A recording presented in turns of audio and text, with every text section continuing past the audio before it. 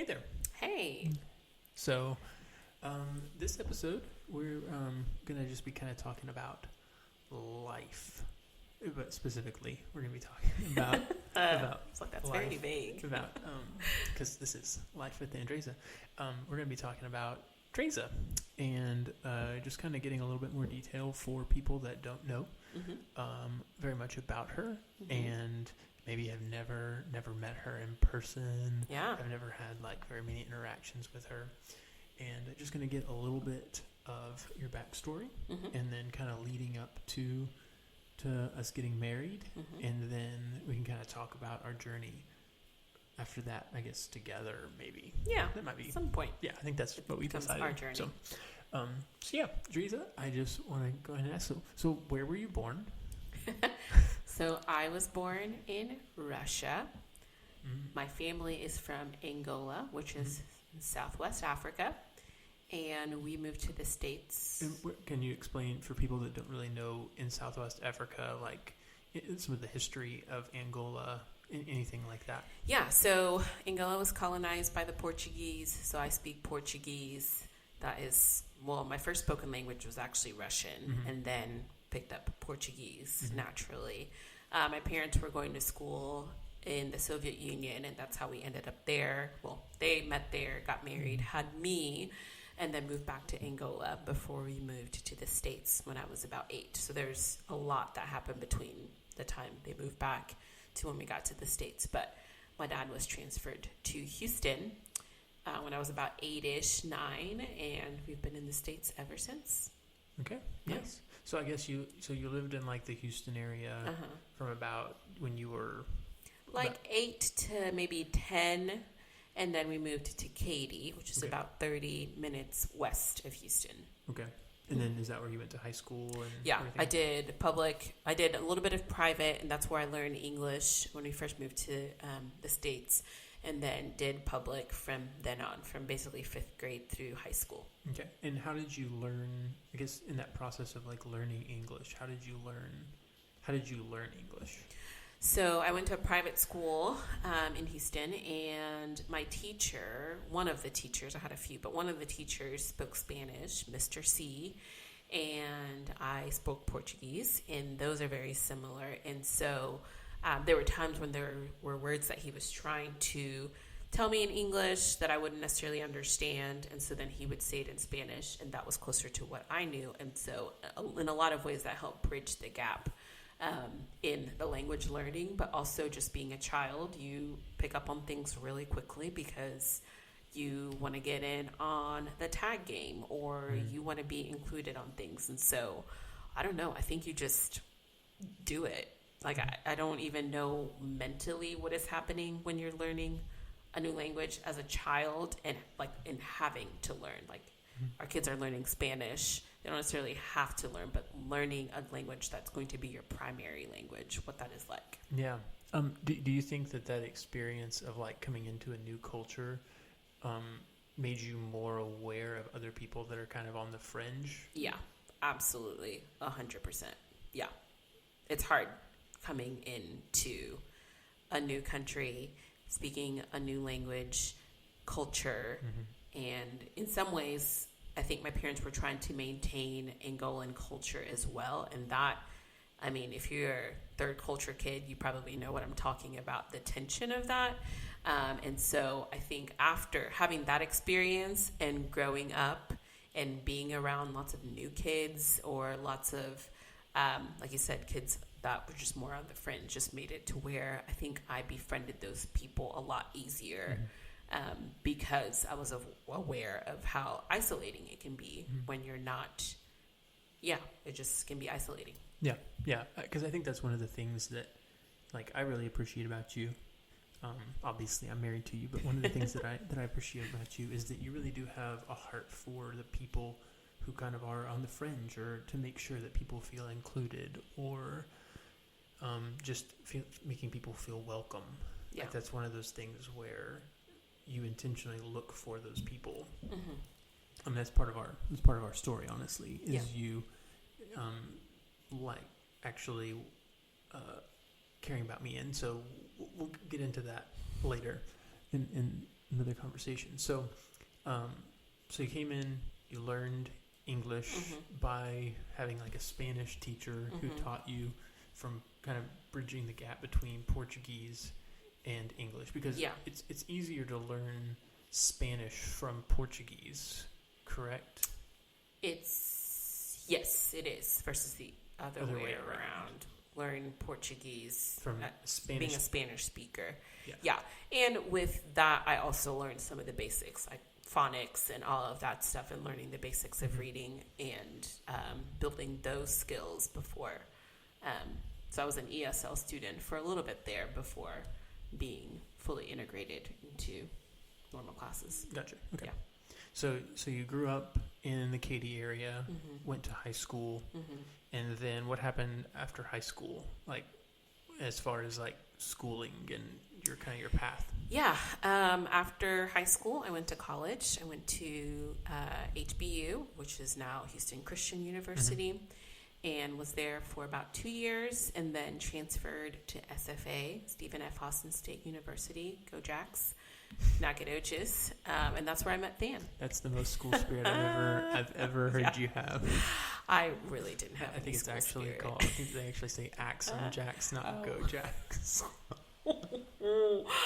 Wow, yeah, that should tell you everything you need to know about me in school spirit. Yeah, it is Axum Jacks. You're right. Yeah, great place to go to college, but yeah, school spirit we didn't really. That's hilarious. So. Anyway, you went to SFA, Stephen F. Austin State University. Yeah. You went there what year? 2010. 2010. And I guess, like, what did you study? What was your direction? Yeah, originally I thought I was going to be a doctor, and then quickly changed because I was like, whoa, I want to enjoy some schooling. In my time here, I was a very social person. So then I switched to psychology major and minored in Spanish. Okay. When I transferred to SFA. So that's what I did. Yeah. And I guess it was, you said that it was like, when you talked to me about it, that it was like a second major, sort of. Like it was like a It was more level. More than a minor, but it wasn't a full major. So I didn't like double major. I don't think SFA still does this, but there was like an in-between type of option, and so that's kind of what I did. I didn't double major, but my main major was psych, and then I forget what they called it. Gotcha. Spanish was the secondary. Gotcha. Yeah. And then and then I guess it was in college, like at SFA. That's where we ended up meeting. Yeah. So I guess before you met me, you had been basically working at different churches and doing different things, right? I wouldn't say that I was working as much as I was just involved, volunteering. Okay. I was a college intern at GBC, and then I did that for a few years. I was involved with Chi Alpha for a little bit too.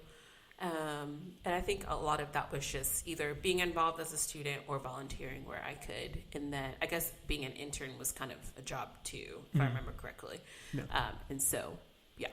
And then you were also involved with like some international stuff too, weren't you? Yeah. Through Chi Alpha, we worked with international students, and it was just a social time, really. We had potlucks. Man, that was awesome. I really loved college. We had potlucks, we planned camping events. It was just connecting to international students. There was one semester where we had, I don't remember, maybe like 8 to 10 students from Saudi Arabia, and they were really fun. Like, we just got to know about their culture. We had meals with them, and yeah, it was just finding ways to connect with them, help where we could, and just be social support while they were going through school here. Yeah. And I think also you had said that college, like at SFA, it was one of your last semesters, right, where your kind of your passion for health really kind of got, I guess, ignited or discovered, maybe? Yeah. So I picked psychology and Spanish. Spanish because I already spoke Spanish by that point, and it was really easy. And then psych because I just love people and wanted to know more about how people function. I'm fascinated by why people do things that they do. And then nutrition, I took an intro to nutrition class senior year as an elective. And it was just to be for fun. And that class, I changed the trajectory of our lives even. Mm-hmm. I think the way we live life was really inspired by that class. It was about health and food, but I think health encompasses a lot of things. And so, yeah, it was senior year of college that I was like, I want to do this, and I want to help people get healthy. Yeah, what were some of the big takeaways? Big takeaways were food being the foundation of overall health, and just having a real look at how the healthcare system works. And some of that I think I picked up in class, but then I did stuff like just doing research outside too. And so some of the things I'm saying, I'm not necessarily saying that I picked up in class, but it inspired me to do more research. So looking at the healthcare system, learning that actually a lot of illnesses like type 2 diabetes and heart disease are reversible, and you can actually heal your body through food, and learning that yes, your children might be picky, but if you start feeding them vegetables and fruit from very early, you can train their taste buds to like fruits and veggies. Yes, they'll still have preferences like adults do, but really training them to like the things that are life-giving to their bodies, and training them to be involved in the kitchen and growing your own food, and just all of the things that really are, I think felt very empowering, because I did have family members that were sick with different things, and there was always the joke of, when you're older, you're also going to have this, just wait until you're older.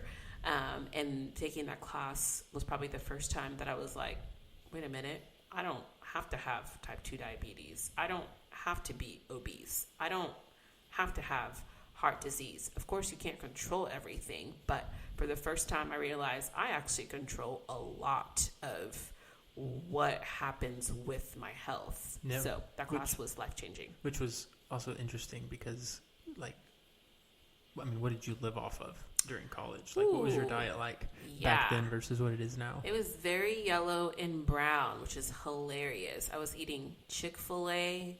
I think one time we had leftover canes from a college event, and I ate canes for 3 solid days because it was free. So for lunch, that's what we were warming up. Lots of pasta. In fact, one of my best friends just sent me a picture of a meal that we shared years ago. And she was just like, wow, how times have changed, because literally the meal was yellow and brown with a little bit of red from tomato sauce. And my meals now look much more colorful than that. So I've come a long, long way. Yeah. So I guess even just talking to people about health, it's not from it's never from a place of judgment. No. It's from a place of hey, this is what I've actually discovered, and there was there was something that happened in my life that changed the trajectory of my life. Absolutely. I was eating a Snickers a day. You remember? Yeah, that used to be I was addicted to Snickers. Yeah, didn't that used to be some of your your hashtags or things like that? Yum Snickers. I actually made one of my emails that too. Yeah. I loved Snickers. I think I gave up Snickers for Lent one year because I think you liked Oreos. It was a problem. Yeah, it was. Yep. So yeah, I was not eating salads back then. I was eating lots of brown and yellow things. Yeah. With no focus on health whatsoever. It was really taste. How cheap it is, and that's what it was. Yeah. So, and look at you now.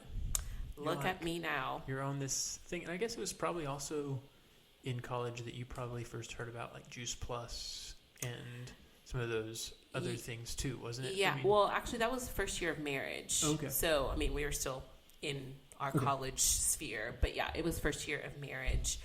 A friend, Michelle Heron, I was working at a farm at that point, so I think this was post that nutrition class. I was working at a farm with Brian and Cindy Pruitt, who are amazing people, and I was learning about growing food. I was helping harvest, I was helping plant, and I was helping out with their CSA. and I was getting paid with produce, organic produce. It was like a work for food type of situation, which was awesome. And so Michelle was just like, hey, it sounds like you're trying to make better, healthy like choices. You might want to look at Juice Plus. This could be really awesome for you. And the first time I was like, yeah, I think I'm good. Yeah, I'm fine. Thank you though. And then I think she asked one more time, and I can't remember how she asked, but it was enough that I was like, okay, let me look at this and see what she's talking about.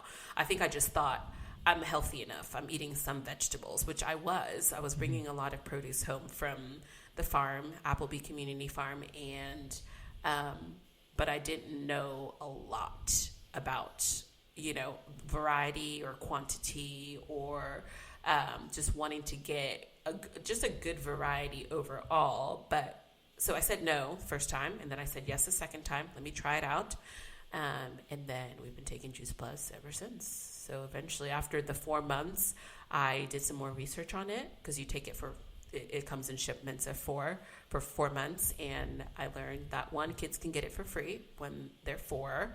And then 2, that people take Juice Plus as their prenatal as well. And so I think that was probably what kind of did it for me. I can't remember what did it for you, but it was just like, yeah. I think you were just like, hey, I want to do this. And I was like, great. I'm all about healthy stuff. So sounds awesome. Sounds good. Yeah. So yeah, our kids have taken Juice Plus from the time they were in the womb, all 3 of them. And so Bethel is 8 now and has never had an antibiotic. Ezra is 6 now and has never had an antibiotic. They've never had a sick visit. We've had health issues, and some of that has been tied to gut health, which I've learned along the way. But it's been really incredible having Juice Plus in our lives. It's been honestly life-changing. Yeah. And I think, but all that kind of started for you with like just the health journey in college of just kind of noticing like, hey, this is something that I want to do. Yeah, it was just, it felt like this is a tool that not only we can use as like for our family, like knowing that there are health issues, knowing that there are things we can do, which we were doing by adding more fruits and vegetables, knowing that a variety in a high quantity were needed. And so this was like a tool that we could use. It's like, here's a tangible thing that for people who were like me, eating lots of yellow and brown, not a lot of fiber in their food, this was like a good stepping stone into what does it look like to start adding fruits and veggies, because you're training your taste buds too. Some of us don't know what real fruits and veggies taste like because our taste buds have not experienced that well, and so Juice Plus helps with that too. Yeah, that makes sense. Yeah, I guess maybe just another thing I wanted to kind of highlight was like the different jobs that you've had, some of the things that you've done in the past. Yeah, so what have I done? I've taught Spanish for 3 years, middle school Spanish 1 year. Public school, yeah. Public school, middle school Spanish for... And technically you taught at 2 different campuses. Yes, I did. Wow, that was a really... For your first year teaching. Interesting year, yeah. I was going back and forth between 2 middle school campuses teaching 8th grade Spanish. Man. And then I taught Spanish for 2 years at a classical school, and that was high school. What else did I do? I'm trying to think. You've also done. We worked for a while before the Spanish. You did teacher's aide for about a year. Elementary school. Yeah, that was right around the time we were engaged, getting married. Did that. So I was in education for, I guess, what is that? About 4 or 5 years. 4 or 5 years. I've tutored in a few subjects, mainly Spanish, though. I worked on campus with the international students. There were, these memories. So not only was I doing stuff just like ministry-wise, connecting socially, but I worked on campus. And we were just really building up their English skills. And with that, we did like fun presentations, and there was some social stuff too, but it was really just helping them build up their English skills as, they're going to college here. And so it was a really fun way to connect with a smaller group even more. So I did that. What else did I do? I think that. Yeah, I mean that's a lot. That's a lot of different stuff. Yeah. I guess here's another question. Like, what are some things that you're currently working on that are just like some of your life goals? Some of the things that are just kind of like as we're forging this path and as we're kind of talking about our life. What are some things that it's like, oh yeah, these are the things that I'm currently passionate about? Yeah. So I'm currently really focusing on continuing to share Juice Plus and continuing to see the need for Juice Plus, especially in families with young children. I feel like our kids have been guinea pigs in some ways of what does it look like to really invest in the health of your children from a very young age. I was a picky eater. I did not like eating vegetables. I would sit at the table with a mouthful of vegetables, just like not chewing because I did not want to eat, or wait until people looked away and then I would spit it out. And so I didn't want that for my kids. I wanted them to get to experience and experiment with food, but I wanted to offer them good food. And so we've been able to do that and have been able to see the fruit of that in that they are really healthy kids, and they eat really well. And so wanting to, not from like an I've arrived kind of place, but this is something that I have found that has been helpful for my family. I think it could be helpful for you because that is something that many parents experience. And so wanting to just continue to share that as a tool for families, working through school slowly and wanting to be able to offer nutrition counseling for families as well. What is you're doing what kind of program again? It's a functional nutrition program where you get to look at people holistically, looking at the whole body, and not just looking at symptoms, but helping people really address the root of issues and helping people heal and overcome illness, mainly through food, but also connecting them if it's something where they need more medical care, connecting them to functional doctors who are also going to look at them from a similar lens. Yeah. But can you kind of explain what you mean by functional medicine, just for anybody that is kind of like, hey, I don't know what that means? Yeah, so I was going to take a RD route originally. And RD is registered dietitian. Yeah. And because I was really passionate about nutrition, and I was like, okay, I want to go ahead and do that. But I just felt like that route was really, I was feeling boxed in. I went and observed a friend and talked to a few friends who are RDs who had a similar view of health, which is more like holistic, looking at the whole person and wanting to address the issues and not just touch on the symptoms. And so knowing them and knowing that we view the world similarly, asking them, is this so they had already become RDs and were working in the field, and me just asking, are you enjoying what you're doing? Is this what we talked about, what this was going to look like? Are you doing what you wanted to do, what we've talked about? And just getting like a no, I'm kind of just right now putting in the time that I need to until I get to do what I want to do. And that's not to say that there are RDs who are functionally focused and functionally looking holistically minded, I should probably say. But at that time, I didn't know about alternatives yet, and I was just like, I know that this is not the route that I want to take. So I stopped that program.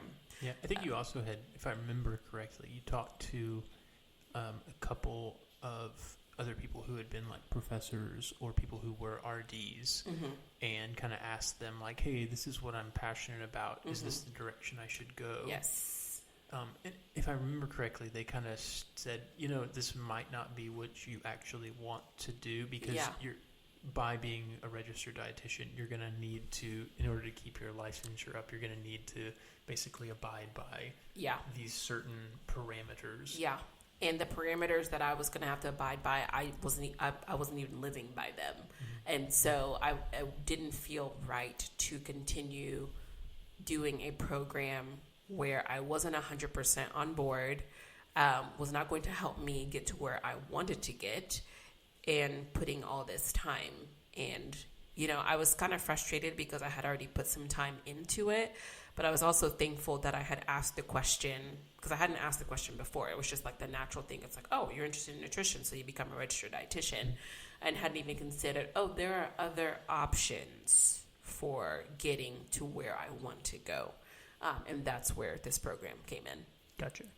Yeah. So currently the program that you're doing right now is, would you describe what it? Yeah, it's a self-paced program where it's a functional nutritionist, where you are essentially partnering up with people who have health issues, many of which are dealing with nutrition type issues, where you can help address those through like conversations and just really getting to the root of what it is that they're dealing with. And the focus is not on let's put a Band-Aid on the symptoms, but really helping people heal or at least manage their issues in a more natural way, whether it's through food, through herbs, through maybe it's that we need to focus on exercising. Maybe it's that, hey, you might actually be allergic to some of the things that you're eating, and if it's something that I cannot necessarily help them with, it's something that I can direct them like on their path to healing. Yeah. Okay. Yeah. Nice. And I think another thing is, so you're just kind of as you've been exploring, one of the things that you have talked about a lot, like in your social media channels and stuff, is that you're plant-based for the most part. Yeah. And so maybe just talk a little bit about that, because I think that's one of those things where people are like, what does that even mean? Or if you say I'm vegan, people are like, oh, you're one of those people. Yeah. Just kind of maybe talk through a little bit of like your thoughts about like why you decided to go plant-based, what that looks like, how that looks practically in your life. Yeah. And yeah. Yeah, no, that's good. So I was 100% plant-based for about 6 years. I think I watched a documentary, and we went to Costa Rica for a vacation with some friends, and we came back and I was like, I'm going plant-based. I just decided. And from then on, I was eating 100% plant-based, and sometimes I would have said vegan, but I was still consuming honey in those 6 years. And so if you were in that world, then I would have said just plant-based. But if you didn't know, it was easier to just say vegan, because that was the easier one to say, especially at restaurants. I didn't want to have to go into like, I'm eating this and not eating this. Yeah. I didn't want that to be a focus of my life. And so the difference between those two is that plant-based is the majority of what you eat is plants. Yes. Like plant-based things. Yeah. So you can eat probably minimal amount of meat or other animal products, but the bulk of your diet is plants versus vegan. Which is like completely no animal products whatsoever. No. And that includes things like honey. Yep. That includes anything like people who are like dedicated vegans will be like, I don't do anything with leather. Yep. I don't do anything that has animal product. Byproduct, nothing. Yeah. And so you're kind of you're in it from like a health perspective, and then secondary is like the ethical aspect. They're both linked. Yeah, they were. And I think with that documentary, I just was like, I don't want to contribute to the system. And so I was like, I'm out. And you are more like, well, there might be better options. And at the time, grass-fed, grass-finished wasn't like as prevalent as it is now. And then it was like really pricey. And I was like, well, I'd just rather be out of the system and eat more plants. Those are better for me anyway. And so I went plant-based, and you ate what I ate, but you were still eating meat, some inside and outside of the home, and that was fine. And so I did that for 6 years. Bethel was not a plant-based pregnancy. Ezra was. And then we raised the kids plant-based as well, both of them. And I think one of the challenges was being out and about, not really restaurants, but like family gatherings or like friend gatherings, people just being like, so like, what do you eat? And my answer being like, what you eat, and I just don't eat the meat. Like, you eat vegetables, you eat fruit. Like, it just was a really, especially where we were living.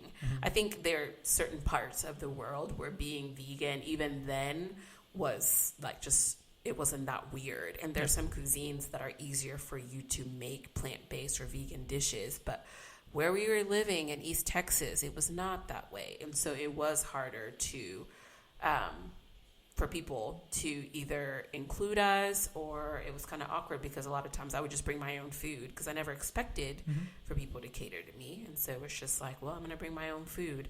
And just by doing something different, not even saying anything, not even like being like, oh, this is better, people were kind of interesting about that. Not everybody. Some people were really just respectful, like, oh, that's awesome, and then didn't make a big deal out of it because I wasn't making a big deal out of it. But for a lot of other people, it was like, wow, this is making you really uncomfortable. Why is it making you uncomfortable that I'm eating like this? Yeah, because I think one of the things is, like, for you, there's not like any judgment toward anyone else. Yeah, ever. People would say interesting things like, don't look at my plate. And I'd be like, I wasn't. I was looking at my food. Yeah.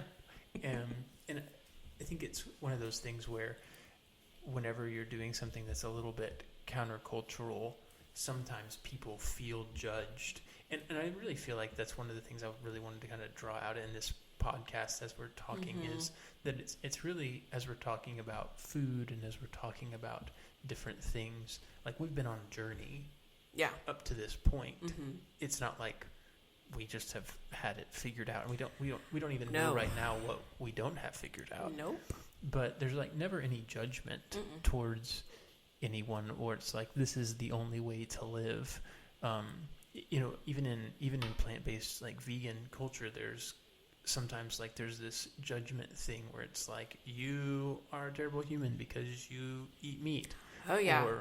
And now that I'm not out of it, I'm like, oh, it goes the other way too, where now people are carnivore and they're like, you're an idiot if you eat tofu, which is like, wow, okay. Yeah. And so it's just, for us, we really want it to be, hey, this is just how we're living our lives. Yeah. This is the decisions that we're making. This is why we're making the decisions we are. But, you know, just inspiration for just be healthy. Like, it's okay. You can be healthy. You can have a healthy family. Yeah.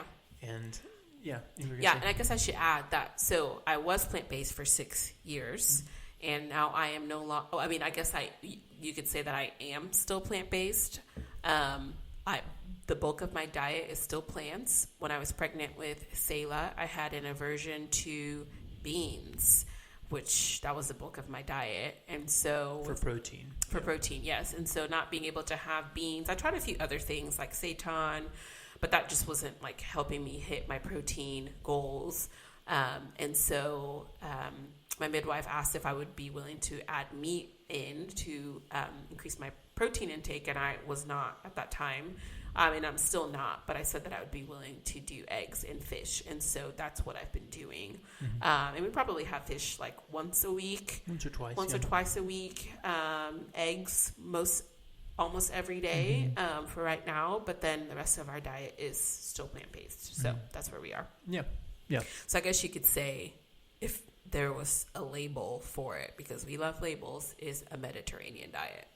Yeah. But really, it's just you're trying to eat mostly plants. You're just trying to eat. You don't need any dairy. You don't need anything like that. And a lot of that is also because for a while you struggled with like acne problems and all kinds of other issues with like your skin. Yeah, that was the first thing to go. Even before I think I considered being plant-based, it was dairy because I was breaking out quite a bit.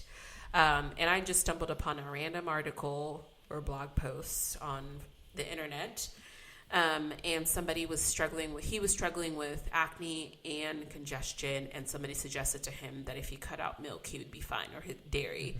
And so he did, and his skin cleared and congestion went away. And I was like, well, shoot, what's the worst that could happen, that my skin clear?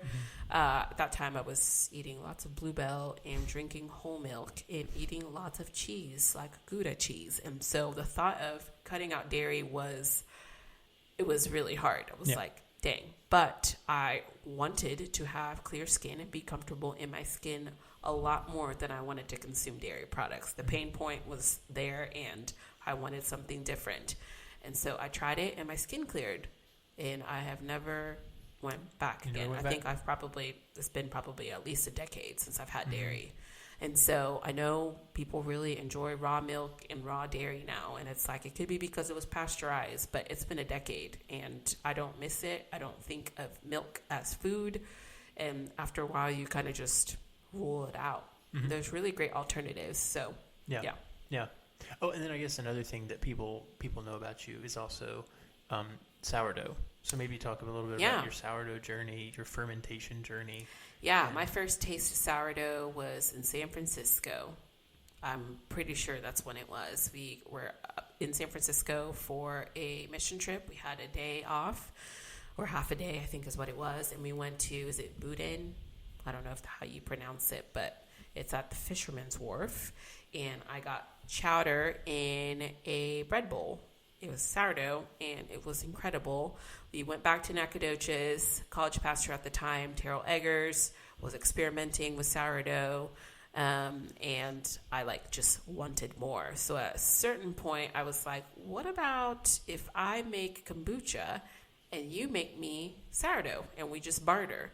And he was like, yeah, that sounds awesome. Yeah, because you've been making kombucha for a little while now, too. Yeah, at that point, I'd been making it was like the first year of marriage. It was like... Oh, wow. I didn't realize it was that early. Yeah, because I remember working at the farm. Because I started working at the farm in college before we got married, but I continued to work at the farm, and I was like just doing all the things. And back then, kombucha was rough in our house because it was like vinegar, basically. But I had finally gotten it to a good point, and I was confident in it. So I was like, let's barter. And Terrell was not making bread fast enough for what I like for our consumption.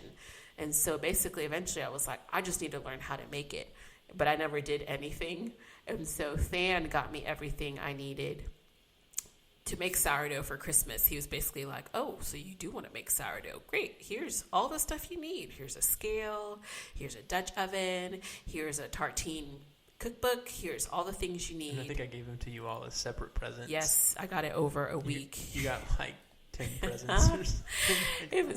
It was pretty funny, but I was like, I think I get the hint. You want me to make bread. So, and you got me like a large, it was supposed to be like a pizza cast iron pan, and I think for the first year I didn't make sourdough. I used that pan for other things, and so I looked at the book, but I never actually did anything. And then eventually I wanted bread, and so I picked it up and watched a ton of videos.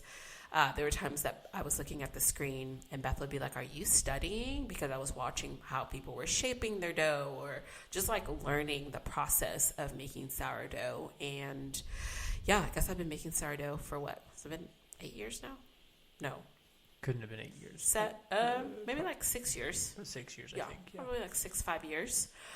So I love making sourdough bread. I've taught people how to make sourdough bread in our home. I've sold sourdough bread. I just love bread. Yeah, and then you also do other fermentations like sauerkraut. Sauerkraut. I've made yogurt, make kombucha. Oh, you took a cheese class. Did, for and vegan cheeses. That is on the list of things. Oh yeah, and I have made cheese, fermented cheese too, from cashews and stuff. And so I do love fermented foods. I've made kimchi before.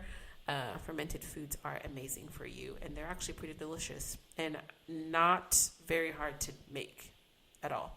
So yeah.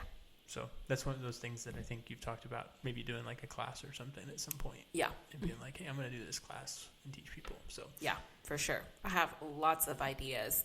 We've just been through lots of transitions in the last few years. And so sometimes I'm like, okay, I'm going to do things. And it's like, oh, got to pivot. Yeah.